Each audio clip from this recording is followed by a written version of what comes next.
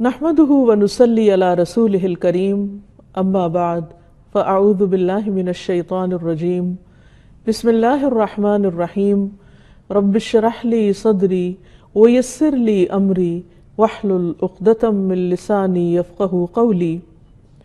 ناظرین، پروگرام اللہ کے خوبصورت نام کے ساتھ آپ کی خدمت میں حاضر ہیں۔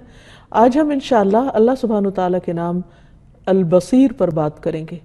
البصیر کا معنی ہے خوب دیکھنے والا۔ اللہ سبحانہ وتعالیٰ جو البصیر ہے وہ غائب اور حاضر تمام جہانوں کی تمام چیزوں کو جانتا ہے، وہ چھوٹی ہوں یا بڑی ہوں، سامنے ہوں یا چھپی ہوئی ہوں، وہ باریک ہوں یا بڑی ہوں، وہ آنکھوں کی خیانت اور سینوں کے مخفی رازوں کو بھی جانتا ہے، دلوں کے اندر اٹھنے والے خیالات تک سے واقف ہے۔ اس پر بندوں کے اعمال میں سے کوئی بھی چیز چھپی ہوئی نہیں، خواہ وہ رات کے سیاہ گھپ اندھیرے میں کوئی کام کریں یا دن کی روشنی میں، وہ ہر چیز کا احاطہ کیے ہوئے ہے۔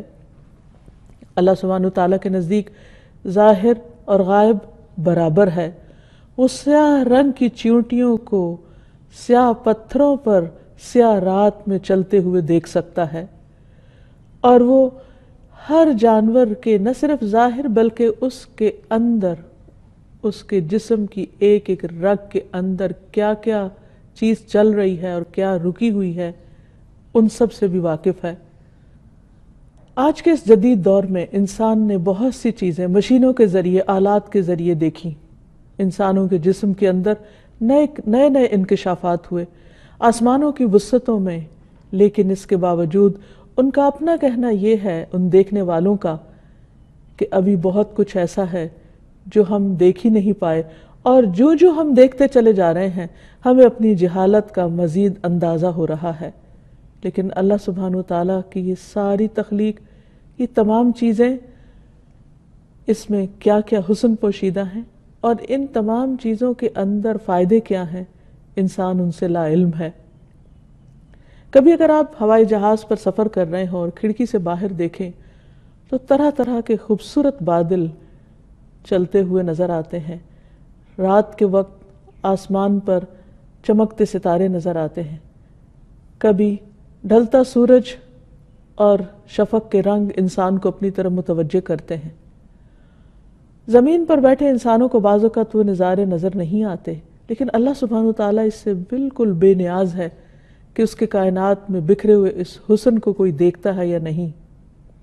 اسی طرح سمندروں کے اندر گہرے پانی میں پائی جانے والی مخلوق کے جو خوبصورت رنگ ہیں وہ ہمیں نظر نہیں آتے، اور جو انسان پانی میں اترتا چلا جاتا ہے، ہماری آنکھ کو جو رنگ نظر آتے ہیں وہ بھی وہاں جا کر غائب ہو جاتے ہیں، اور بالکل اندھیرے میں انسان چلا جاتا ہے کیونکہ سورج کی روشنی وہاں تک نہیں پہنچتی۔ لیکن اللہ سبحانہ وتعالیٰ کے لیے وہ بھی کچھ مشکل نہیں، وہ وہاں بھی دیکھتا ہے، وہ ہر جگہ دیکھتا ہے۔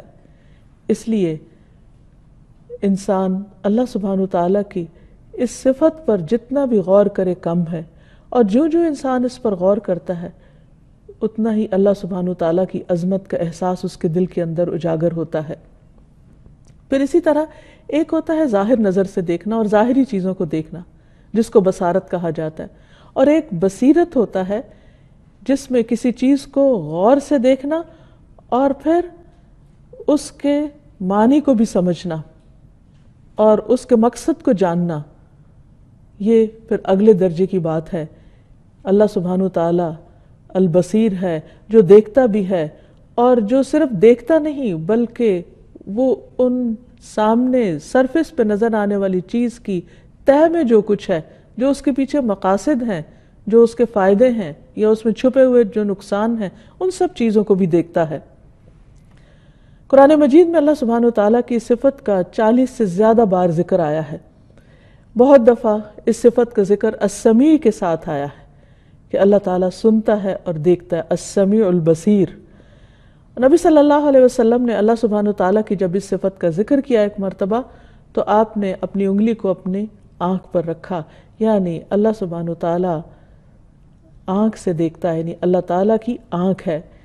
اور ہمارے لیے اس صفت کو تسلیم کرنا واجب ہے اور اس پر ایمان لانا ضروری ہے، کیونکہ اللہ سبحانہ وتعالیٰ البصیر ہے۔ اللہ سبحانہ و تعالیٰ کی بصارت کی خوبی اور وسعت کے بارے میں ابن القیم کہتے ہیں، اللہ وہ بصیر ہے جو کالی چیونٹی کے چلنے کو دیکھتا ہے، پتھروں کے نیچے بھی، اور وہ دیکھتا ہے کہ اس کے اعضاء میں خوراک کے جاری ہونے کی جگہیں کیا ہیں، اور اس کی سفیدی کی رگوں کو وہ کھلم کھلا دیکھتا ہے۔ وہ اپنی نگاہ کے ساتھ آنکھوں کی خیانت کو بھی دیکھتا ہے اور پلکوں کے الٹ پلٹ ہونے کو بھی دیکھتا ہے۔ وہ مخلوق کے ہر معاملے کو دیکھتا ہے۔ قرآن مجید میں اللہ تعالیٰ فرماتے ہیں، اولم یروا الی الطیر، کیا انہوں نے کبھی پرندوں کی طرف نہیں دیکھا، کبھی غور کیا انہوں نے، فوقہم جو ان کے اوپر اڑ رہے ہیں، صافات پر پھیلائے ہوئے، ویقبضن اور وہ کبھی پر سکیڑ بھی لیتے ہیں، ما یمسکہن الا الرحمن، ان کو رحمان کے سوا کوئی نہیں تھامے ہوئے، انہ بکل شیء بصیر، بے شک وہ ہر چیز کو دیکھ رہا ہے، یعنی زمین پہ رینگتے ہوئے جانوروں کو بھی اور فضا میں اڑتے ہوئے پرندوں کو بھی دیکھ رہا ہے، اور ایک ایک پرندے کا رنگ، اس کی اڑان، اس کی پرواز کی اونچائی، یہ تمام چیزیں اس کی نگاہوں کے سامنے ہیں۔ اور پھر نہ صرف یہ کہ ان پرندوں کو اور جانوروں کو، بلکہ انسانوں کی حرکات کو بھی خوب اچھی طرح دیکھتا ہے۔ ہم جب اٹھتے ہیں، بیٹھتے ہیں، لیٹتے ہیں، سوتے ہیں، جاگتے ہیں، بولتے ہیں، کچھ بھی جو کر رہے ہوتے ہیں، اللہ سبحانہ تعالیٰ کی نگاہوں میں ہوتے ہیں۔ اللہ تعالیٰ فرماتے ہیں، یعلم خائنۃ الاعین وما تخفی الصدور، وہ آنکھوں کی خیانت تک کو جانتا ہے، یعنی ہماری آنکھ جو کچھ بھی دیکھتی ہے، اگر اس دیکھنے میں کوئی چیز جس سے اس نے دیکھنا منع کیا ہے، اسے دیکھنا پسند نہیں، وہ اس کو بھی نوٹ کر لیتا ہے کہ ایک آنکھ نے کس قسم کا اشارہ کیا اور کس چیز کو دیکھا اور کس نیت سے دیکھا، کس ارادے سے دیکھا، اور دیکھنے کے بعد پھر اس کے اندر کس قسم کی ہلچل ہوئی، اور اس کے بعد انسان کا پھر ریاکشن کیا ہوا، یہ تمام چیزیں بھی اس کے علم میں ہیں۔ یعلم خائنۃ الاعین، آنکھوں کی خیانت تک کو جانتا ہے، وما تخفی الصدور، اور جو سینے چھپاتے ہیں۔ اور پھر یہ ہے کہ اللہ سبحانہ وتعالیٰ کے دیکھنے اور مخلوق کے دیکھنے میں بہت بڑا فرق ہے۔ قرآن پاک میں اللہ تعالیٰ فرماتے ہیں، لا تدرکہ الابصار وہو یدرک الابصار وہو اللطیف الخبیر، نگاہیں اسے نہیں پا سکتی، یعنی اگر تمام جن و انس کی نگاہیں، ملائکہ کی، ساری مخلوق کی اکٹھی ہو جائیں، یعنی سب کی دیکھنے کی پاور کو ایک پاور بنا لیا جائے، اور اس سے اگر کوئی اللہ تعالیٰ کو دیکھنا چاہے تو نہیں دیکھ سکتا۔ لا تدرکہ الابصار۔ اور یہ بھی ہم جانتے ہیں کہ نگاہیں مختلف طرح کی ہیں، ایک تو وہ ہیں جو اللہ تعالیٰ نے انسان کو دی، یا بعض حیوانوں کی ہیں، یا پرندوں وغیرہ کی ہیں، لیکن کچھ نگاہیں جانوروں کے اختلاف کے ساتھ مختلف بھی ہیں۔ کچھ جانور اس طرح کی آنکھ سے نہیں دیکھتے جس طرح کی آنکھ سے ہم دیکھتے ہیں۔ بعض جانوروں کی بصارت ان کے کانوں میں ہوتی ہے۔ بعض جانور اپنے مختلف ونگز وغیرہ یا اپنے ڈنگ وغیرہ کے ساتھ یا اپنے جسم کے باقی حصوں کے ساتھ دیکھتے ہیں۔ اسی طرح ہم نے دیکھا ہے کہ بعض اوقات نابینا لوگ آنکھوں کے بغیر بھی دیکھ لیتے ہیں، وہ صرف کپڑے کو چھو کر اس کا رنگ معلوم کر لیتے ہیں۔ بعض اوقات صرف گھڑی کو، جو ان کی جیبی گھڑی ہوتی ہے، اس کو صرف چھو کر اس میں ٹائم کو دیکھ پاتے ہیں۔ اسی طرح اللہ سبحانہ وتعالیٰ بعض اوقات کسی کو اگر یہ نگاہوں والی آنکھیں نہیں دیتا تو دل کی آنکھیں دے دیتا ہے، اور بہت سے لوگ بہت صاحب حکمت ہوتے ہیں، اور حقیقت یہ ہے کہ اللہ تعالیٰ جس کو حکمت عطا کر دیتا ہے، اندر کا نور عطا کر دیتا ہے، اس کے لیے ظاہر کی چیزوں سے آگے دیکھنا بھی ممکن ہو جاتا ہے، انسان پھر باتوں کی تہہ تک پہنچ جاتا ہے۔ اللہ تعالیٰ فرماتے ہیں، یؤتی الحکمۃ من یشاء ومن یؤت الحکمۃ فقد اوتی خیرا کثیرا، وہ حکمت عطا کرتا ہے، سمجھ بوجھ دیتا ہے جس کو وہ چاہتا ہے، اور جس کو حکمت دے دی گئی اس کو تو بہت بڑے خیر سے نوازا گیا۔ گویا اللہ سبحانہ تعالیٰ نے جس کو بصارت کے علاوہ بصیرت دی اور معاملہ فہمی کی صلاحیت عطا کی، اس پر اس نے بہت بڑا کرم کیا۔ تو بات یہ ہو رہی تھی کہ ساری نگاہیں بھی مل جائیں تو اللہ تعالیٰ کو نہیں دیکھ سکتی۔ لا تدرکہ الابصار وَهُوَ يُدْرِكُ الْأَبْصَارَ، لیکن وہ نگاہوں کو دیکھ لیتا ہے کہ کون سی نگاہ کس چیز کو دیکھنے کے لیے کب اٹھی اور کتنی دیر دیکھتی رہی. نہ صرف یہ کہ اس کا دیکھنا بلکہ نیت اور اس کا وقت بھی اس کو معلوم ہے. وَهُوَ اللَّطِيفُ الْخَبِيرُ، اور وہ بہت باریک بین اور باخبر ہے. پھر یہ ہے کہ اللہ سبحانہ وتعالیٰ ایمان والوں کو رحمت کی نگاہ سے دیکھتا ہے، خصوصاً جب بندے اس کی اطاعت اور فرما برداری کا کام کر رہے ہوتے ہیں. پھر اسی طرح اللہ سبحانہ وتعالیٰ اپنے بندوں کی رہنمائی بھی کرتا ہے اپنی نظروں کے سامنے. نوح علیہ السلام کو اللہ تعالیٰ نے جب کشتی بنانے کا حکم دیا تو فرمایا وَاصْنَعِ الْفُلْكَ بِأَعْيُنِنَا وَوَحْيِنَا، آپ ہماری آنکھوں کے سامنے اور ہمارے حکم کے مطابق کشتی بنائیے. ایک اور جگہ پر فرمایا فَأَوْحَيْنَا إِلَيْهِ أَنِ اصْنَعِ الْفُلْكَ بِأَعْيُنِنَا وَوَحْيِنَا، اور ہم نے اس کی طرف وحی کی کہ ہماری آنکھوں کے سامنے اور ہماری وحی کے مطابق کشتی بناؤ. یعنی اللہ سبحانہ وتعالیٰ اپنے خاص بندوں کے کاموں کو اور خاص کاموں کو پوری توجہ دیتے ہیں اور ان کی مدد فرماتے ہیں اور ان کی رہنمائی کرتے ہیں. اور خوش نصیب ہیں وہ جن پر اللہ سبحانہ وتعالیٰ کی نظر رحمت پڑتی ہے اور جن کو دیکھ کر اللہ سبحانہ وتعالیٰ خوش ہو جاتے ہیں. اب دیکھیے کہ دیکھنا انسان کے لیے یا خوشی کا باعث ہوتا ہے یا غم کا باعث ہوتا ہے. بعض مناظر دیکھ کر انسان بہت خوش ہو جاتا ہے اور بعض مناظر دیکھ کر انسان خوش بھی ہوتا ہے تو اداس ہو جاتا ہے. اللہ سبحانہ وتعالیٰ ہمیں کس نگاہ سے دیکھتا ہے؟ کیا وہ ہمیں دیکھ کر خوش ہوتا ہے یا غضبناک ہوتا ہے؟ ایک بندہ مومن کے لیے جاننا بہت ضروری ہے، کیونکہ وہ کامیاب ہو گیا، وہ پار لگ گیا جس کو اللہ نے دیکھا اور اس پر راضی ہو گیا اور اس سے خوش ہو گیا اور اس کے عمل کو اس نے قبول فرما لیا. مثلاً جو شخص تہجد کے لیے اٹھتا ہے اللہ سبحانہ وتعالیٰ اس پر اپنی خصوصی نظر فرماتا ہے. رسول اللہ صلی اللہ علیہ وسلم نے فرمایا میری امت کے 2 آدمی ہیں جن میں سے ایک شخص رات کے وقت بیدار ہو کر اپنے آپ کو وضو کی مشقت میں ڈالتا ہے، یعنی سوتے ہوئے اٹھ کر پانی کو ہاتھ لگانا اور اپنی نیند کو بھگانے کے لیے منہ ہاتھ دھونا، وضو کرنا ایک مشکل کام ہے، نفس پہ گراں ہوتا ہے. فرمایا اس وقت اس پر کچھ گریں لگی ہوتی ہیں کیونکہ شیطان گریں لگاتا رہتا ہے کہ انسان اٹھ نہ سکے. چنانچہ وہ وضو کرتا ہے، جب وہ ہاتھ دھوتا ہے تو ایک گرہ کھل جاتی، چہرہ دھوتا ہے تو ایک اور کھل جاتی، مسح کرتا ہے تو ایک اور کھل جاتی، جب پاؤں دھوتا ہے تو ایک گرہ اور کھل جاتی ہے. اور اللہ تعالیٰ ان لوگوں سے فرماتا ہے جو نظر نہیں آتے کہ میرے اس بندے کو دیکھو، میرے اس بندے کو دیکھو.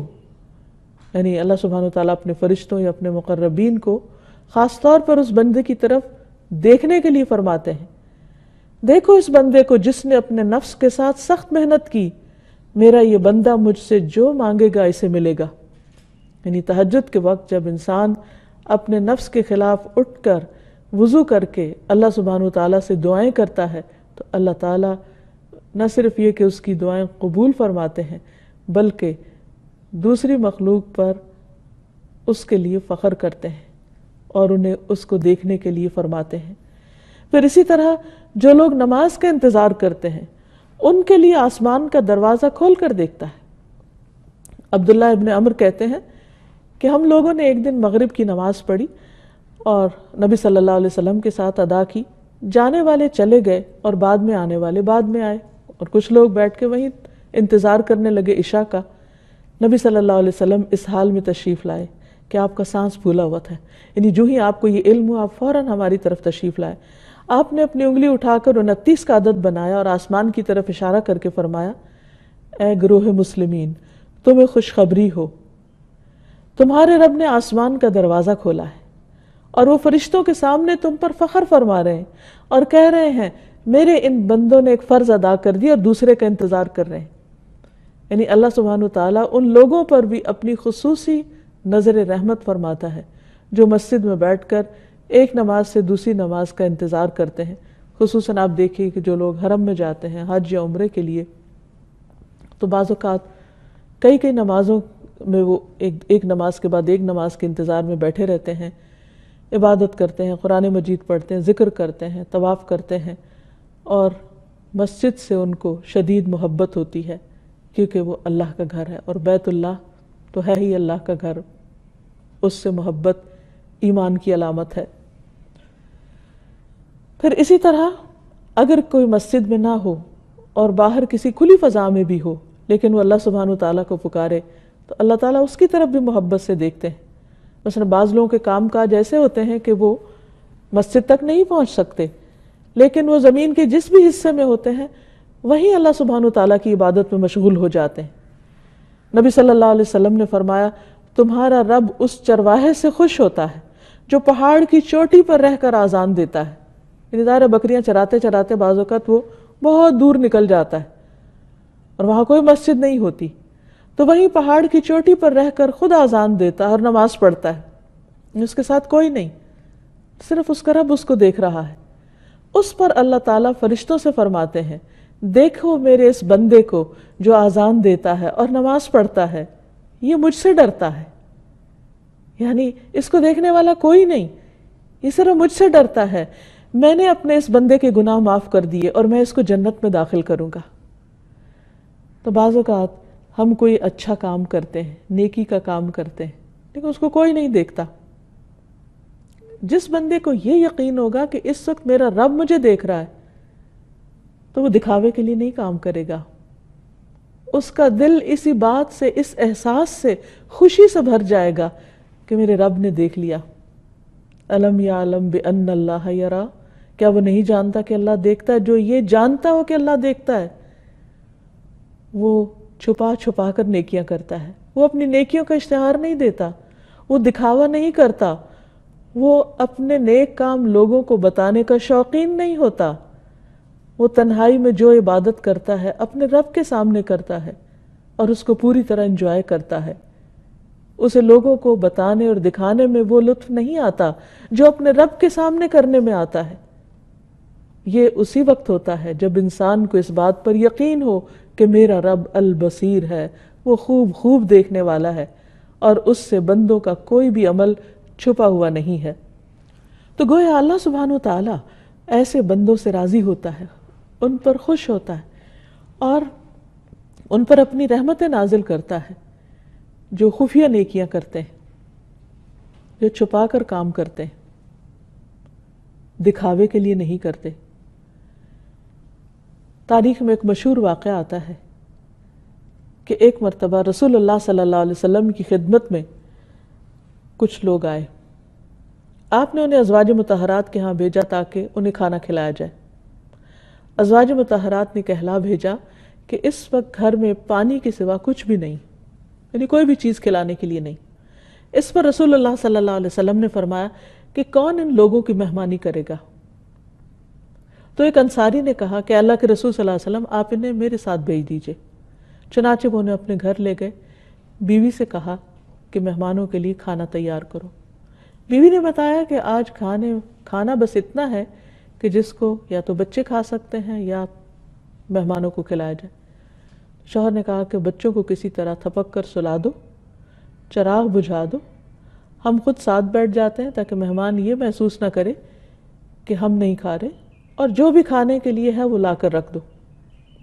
اور اس طرح وہ اس مہمان سے جسے وہ اللہ کی خاطر کھلا رہے تھے اس سے بھی چھپا رہے تھے کہ ان کے اپنے کھانے کے لیے کچھ بھی نہیں ہے اور ان کے بچے بھوکے سو رہے ہیں، اور انہوں نے اس واقعے کا کسی سے ذکر بھی نہیں کیا، کسی کو بتایا بھی نہیں کہ انہوں نے کس درجے کی قربانی کی ہے۔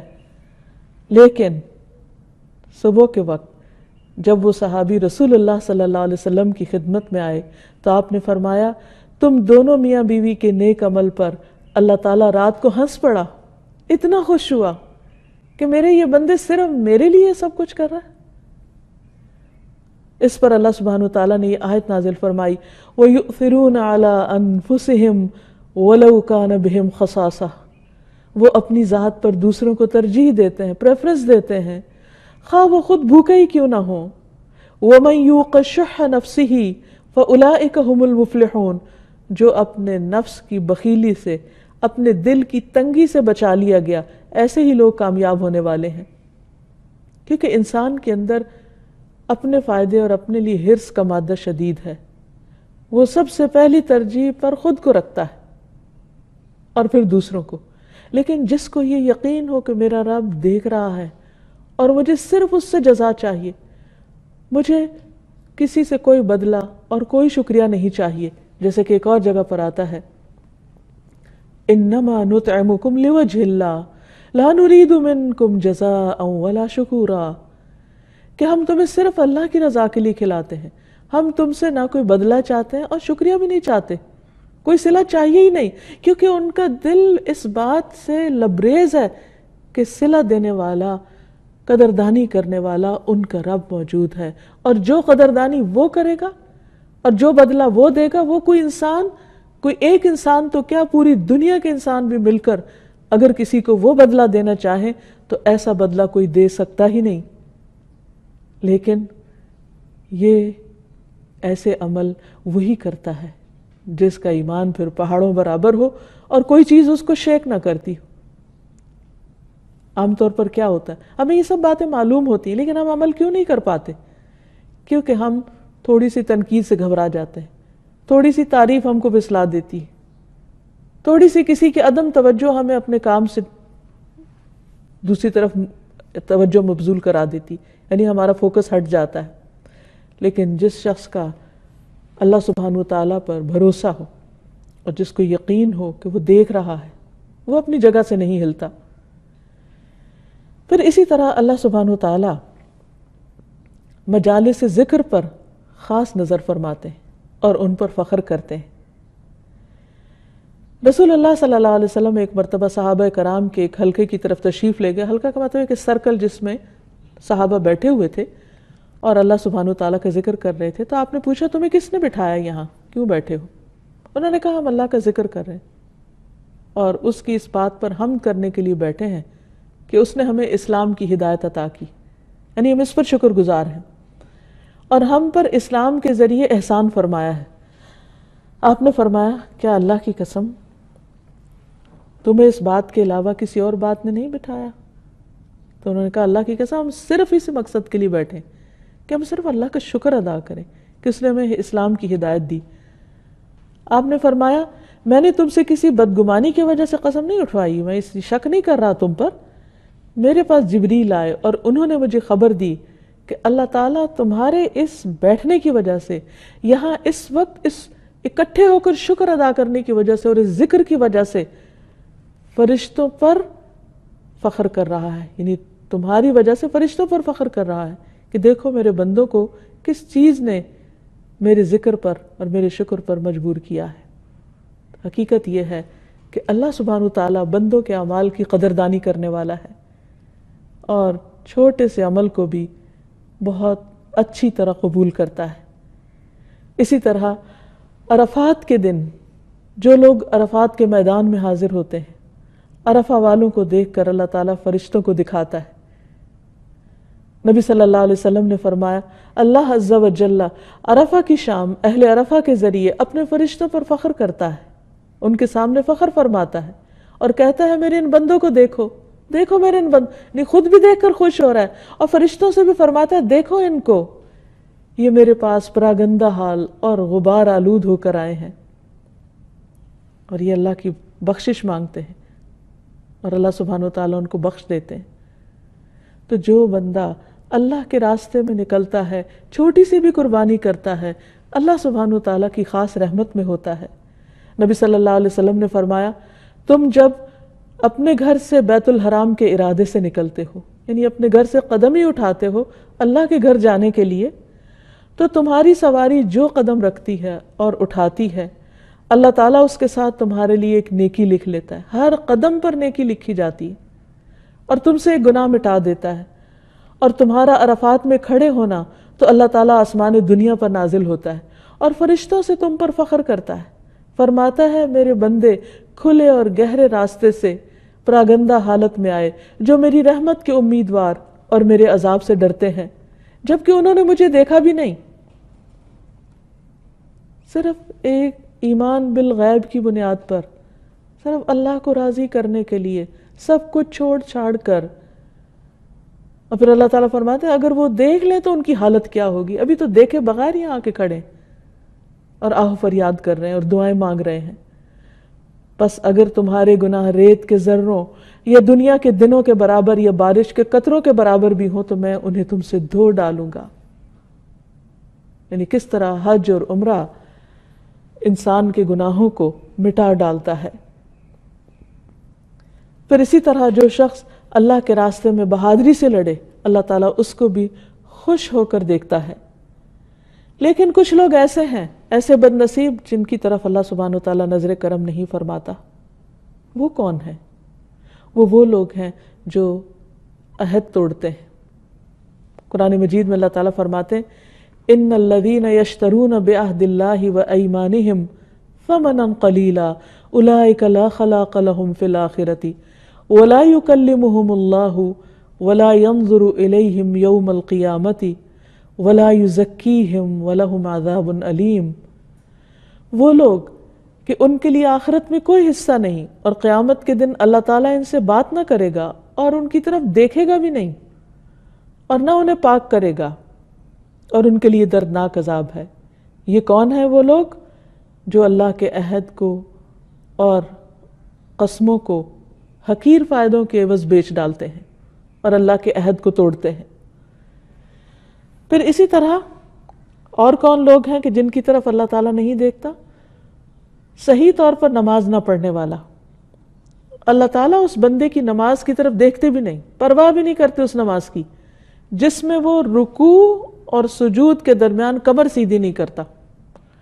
بعض لوگ نماز پڑھتے ہیں اور ایک دوڑ لگا دیتے ہیں، ہلتے جلتے کھڑے ہیں، رکوع کر رہے ہیں اور پوری طرح کھڑے نہیں ہوتے کہ واپس سجدے میں دھڑام سے گر جاتے ہیں. اللہ سبحانہ تعالیٰ کو ایسی نماز نہیں چاہیے، کیونکہ نماز اللہ کی یاد کے لیے ہوتی.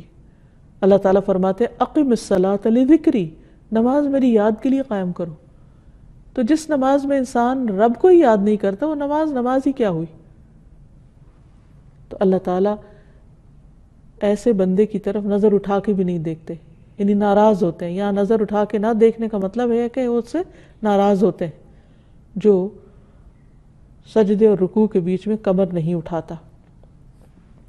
پھر اسی طرح اللہ سبحانہ وتعالیٰ اس عورت کی طرف نہیں دیکھتے جو اپنے شوہر کی شکر گزار نہیں ہوتی اور نہ اس سے بے نیاز ہوتی ہے.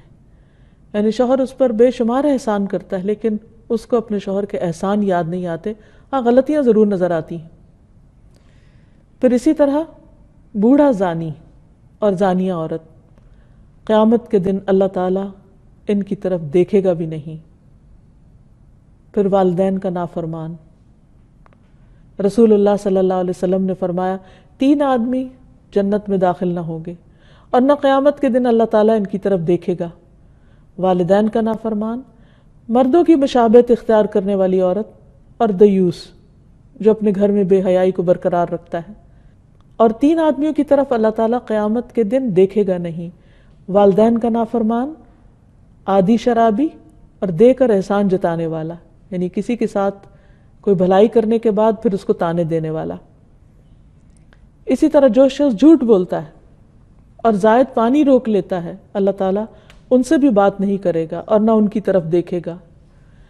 نبی صلی اللہ علیہ وسلم نے فرمایا 3 آدمیوں سے قیامت کے دن اللہ تعالیٰ نہ تو گفتگو فرمائے گا نہ ان کی طرف دیکھے گا. ایک وہ شخص جس نے کسی سامان کے متعلق قسم کھائی کہ اس کی قیمت تو اس سے زیادہ مل رہی ہے اس کو، یعنی سودا بیچتے وقت دھوکہ دیا دوسرے کو حالانکہ وہ اپنی قسم میں جھوٹا ہے. دوسرے وہ جس نے عصر کے بعد جھوٹی قسم کھائی تاکہ کسی مسلمان کا مال ہضم کر جائے.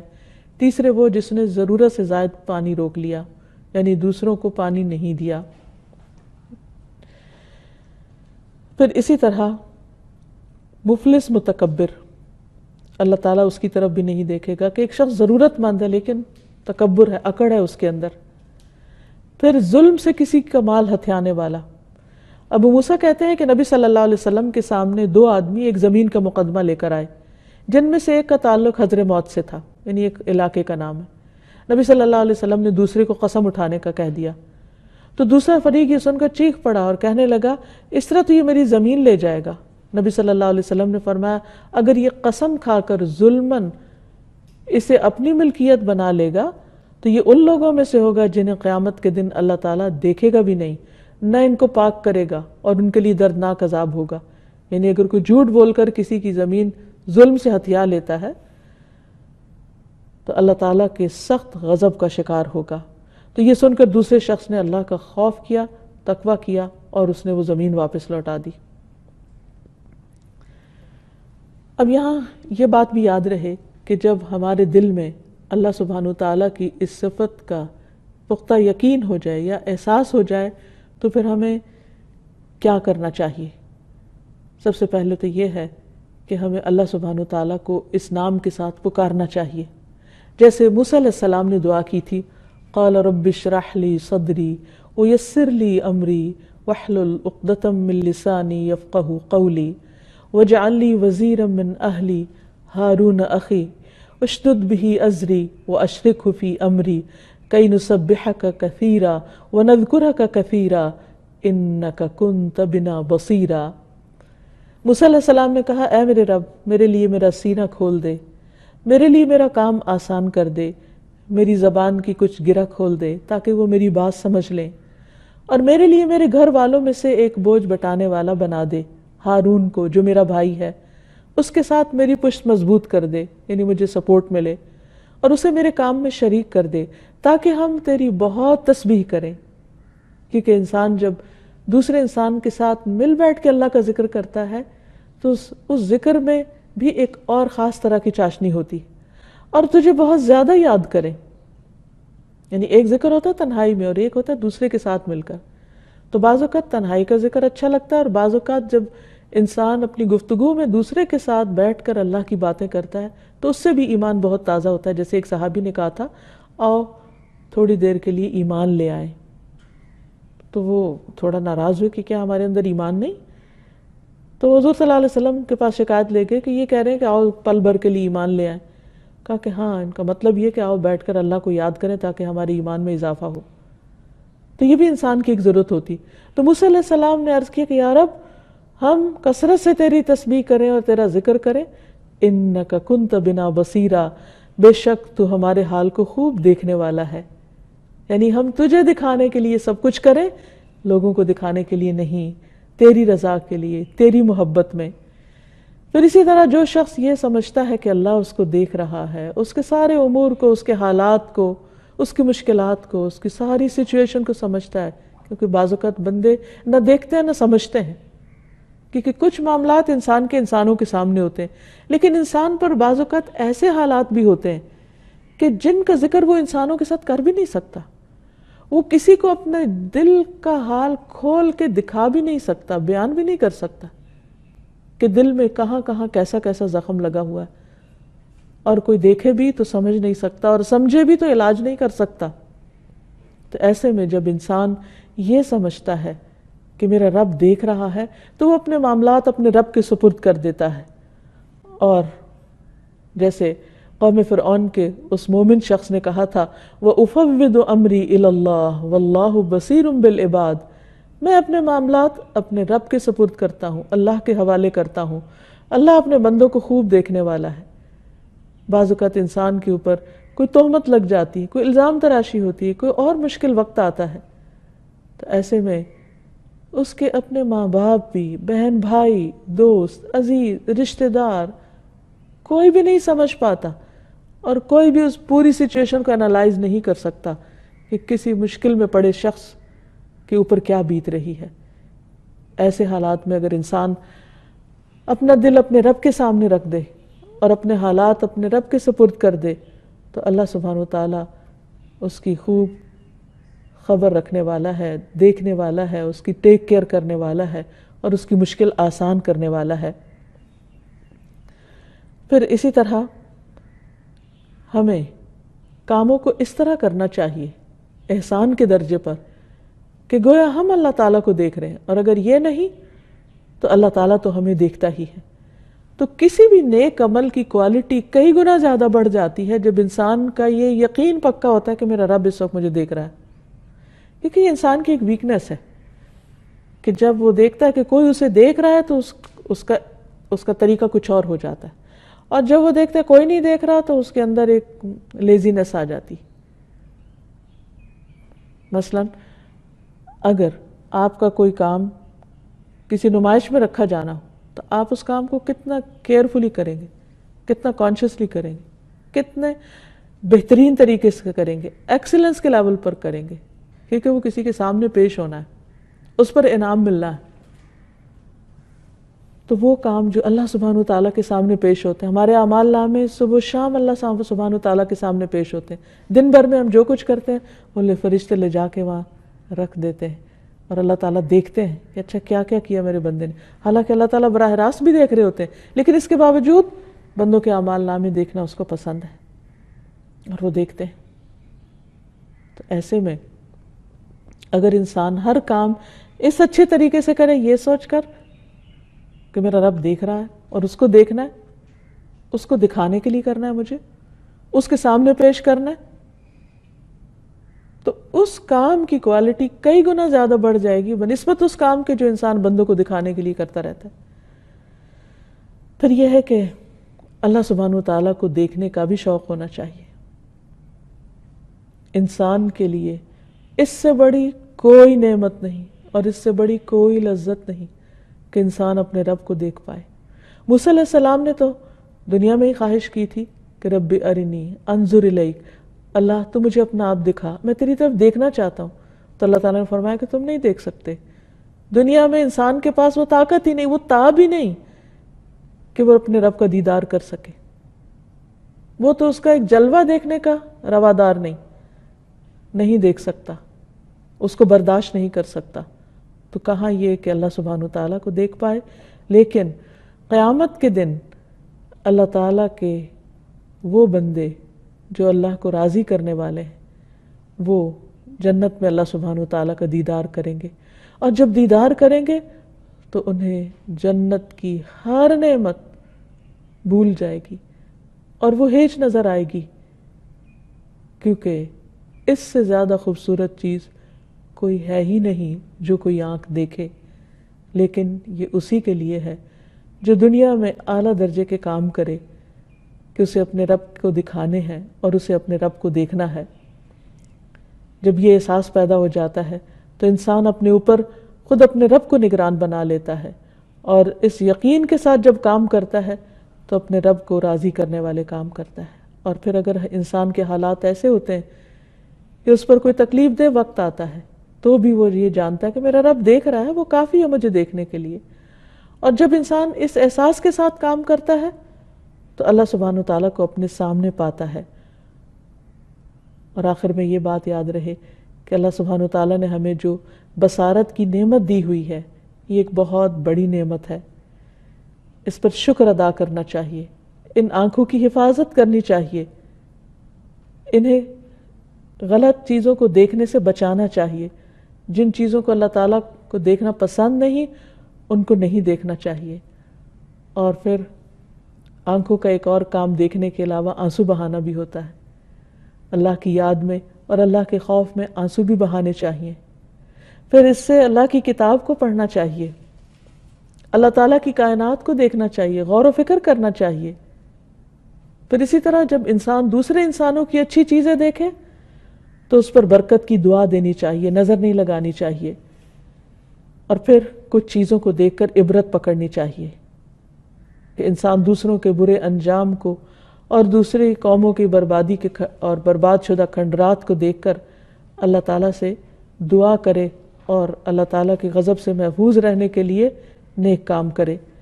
اور پھر صرف بصارت نہیں، بصیرت کی دعا بھی کرے کہ اللہ ہمارے دل کی آنکھیں کھول دے اور حقیقت ہمیں سجھا دے اور ہماری آنکھوں میں نور پیدا کر دے، جیسے وہ دعائے نور میں آتا ہے، اللہم اجعل فی قلبی نورا وفی بصری نورا، اللہ میرے دل میں نور ڈال دے اور میری آنکھوں میں نور ڈال دے تاکہ میں حقیقت کو دیکھ سکوں اور حقیقت کو پا سکوں۔ پھر اسی طرح انسان حرام چیزوں کو دیکھنے سے اپنے آپ کو بچائے اور دنیا کی زیب و زینت کی طرف نظر اٹھا کے نہ دیکھے تاکہ اس کے دل میں اللہ کی محبت میں کمی نہ آئے۔ اور اسی طرح نگاہوں کی خیانت سے بھی انسان پوری طرح بچے تاکہ اپنے رب کے دیدار کے قابل ہو سکے۔ اللہ تعالی ہم سب کو اپنا دیدار نصیب فرمائے۔ وآخر دعوانا ان الحمد للہ رب العالمین۔